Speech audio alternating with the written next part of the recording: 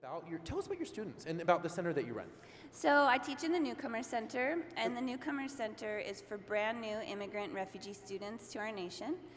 And I get to be their first teacher. Okay. And they've never attended school before in the United States, and they speak very little English. So my job, I teach them for 5 periods a day in a 6-period day. And they're with me for about a semester, sometimes a year, depending on the need. And we could say that my job is to teach English, but it's really to ease that transition to living and studying in the United States. Can you just share some examples of what are some of the challenges that they face, and that maybe some of the ways that you've worked around some of those challenges? Well, obviously their first challenge is that they just arrived and they don't know how to navigate the community. The second challenge is that they're just learning English, so they don't know English. And in our nation, if we go to another nation, someone's going to speak English.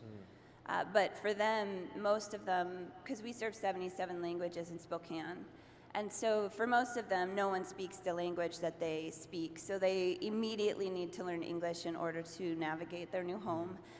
But more than that, most of my students, because probably 85% of the students I serve are refugees. So they've come through very traumatic experiences to be here in the United States.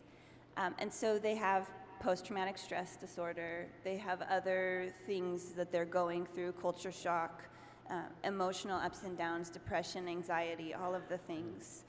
So this is all compounded as they're coming into the classroom for the first time. And the most important thing that I have learned in navigating that is purely to welcome them with open arms and communicate that I'm so very happy that they're in my classroom and that we're going to learn together and that they're a part of my community.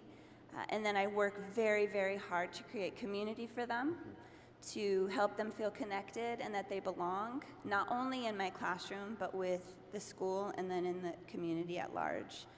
So it's really just about helping them, just like all of us. They want to belong, they want to feel connected and have community. And so that's my number one job.